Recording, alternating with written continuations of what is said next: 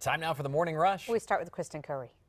Again, morning. We'll start with our next big weather maker. The only thing we're going to be watching for when it comes to the rain and snow today will be up across southern Colorado in the northern mountains. Accumulation coverage not significant. Really, if you do see the snow, consider yourself lucky because the majority of us will just be left with a mix of sun and clouds today and warm temperatures for this time of year. Adam? As you get ready to head out the door, we're following the day's top local stories, and we'll start with Catherine Mazzone. Happening today, we're learning more about the man involved in a SWAT situation Saturday. Court records reveal 35-year-old Fernando Garcia has an extensive criminal background. We found a deal for a battery upon a peace officer case out of Los Lunas and several cases surrounding shoplifting charges. Court records also reveal charges for child abuse, domestic abuse, and kidnapping, but those charges appear to have been dismissed. More on what led to the newest charges Garcia is expected to face coming up in our 5 Facts. Crystal?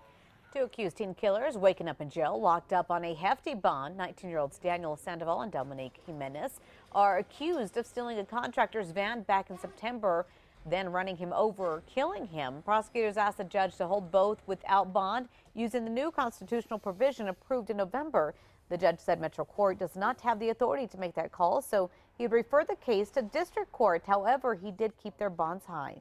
New this morning, survivors, staff, and family members of victims of the Pulse nightclub shooting held a moment of silence at 2:02 this morning, the exact time that gunman Omar Mateen started shooting inside. A more public event is scheduled for later tonight, where the names of the 49 patrons killed 6 months ago will be read. The Pulse owner announced she plans to reopen the club in another location, but has not said where or when that could be.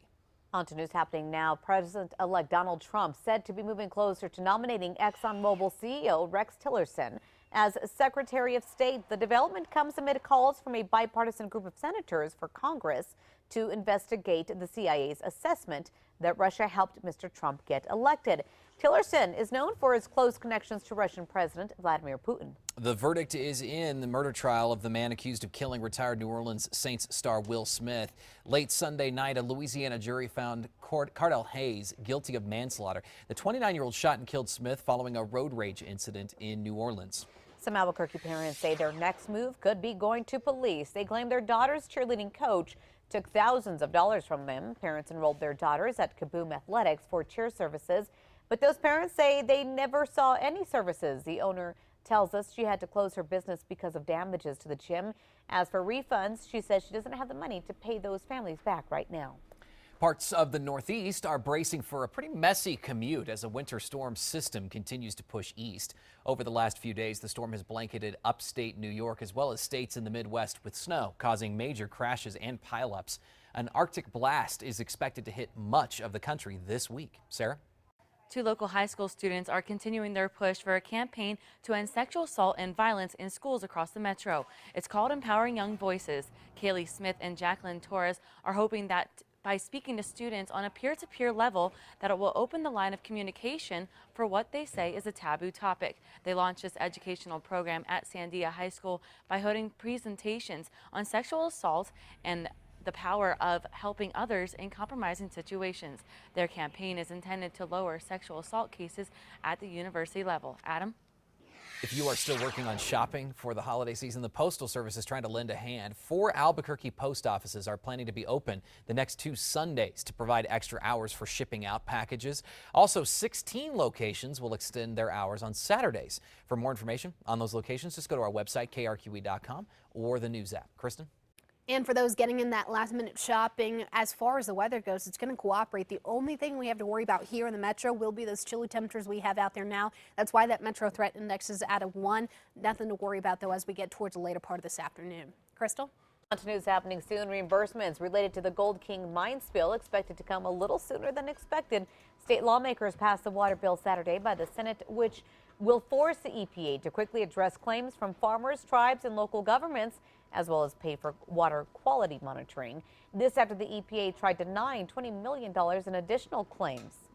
This morning, many New Mexico classrooms will be staffed by substitutes as the state faces a major shortage of teachers. Researchers at NMSU released a report showing nearly 600 open faculty and administrative positions around the state.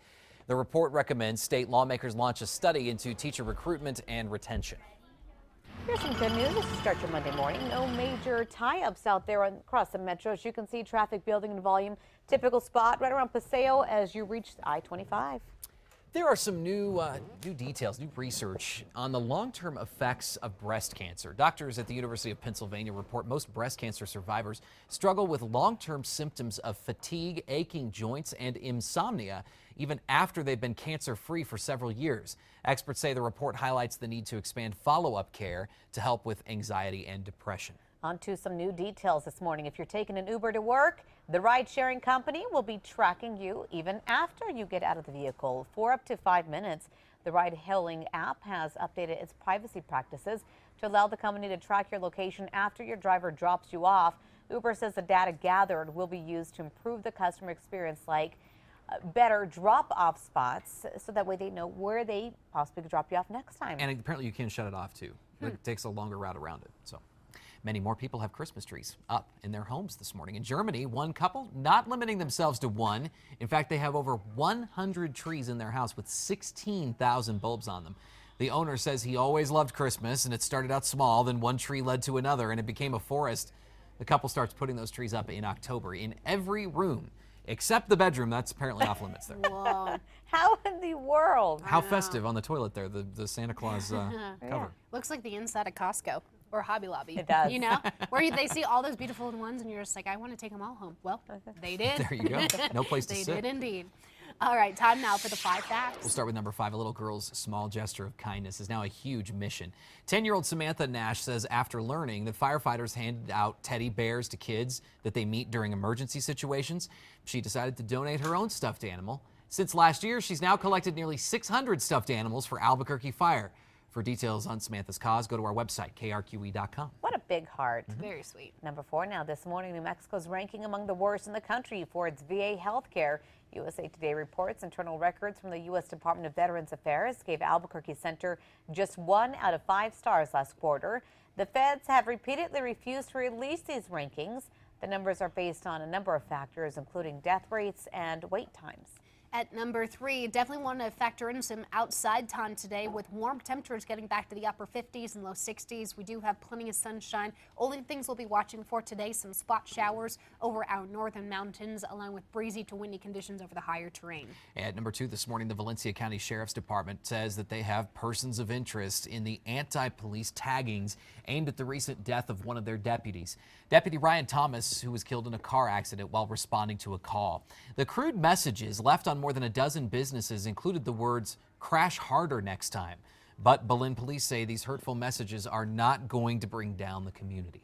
Number 1 now this morning, an Albuquerque woman is safe and alive after police say she pulled off a brave escape from her boyfriend, who's accused of beating her for hours. What's shaken up the community even further is that the victim told police Fernando Garcia threatened her by bringing up the recent Fort Hills tragedy.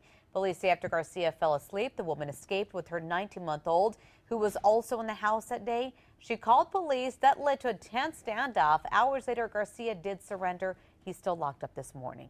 We have a lot coming up on KRQE this morning when we continue on Fox New Mexico. We've got our weekly Hug a Horse segment, so you're going to learn more about that nonprofit, but also more nearly 150 artists coming together for an amazing art event in the Metro. I love that. That's great. And we're also talking kaleidoscopes. News 13's Dave Romero will have that for you. All coming up on Fox New Mexico right after this break.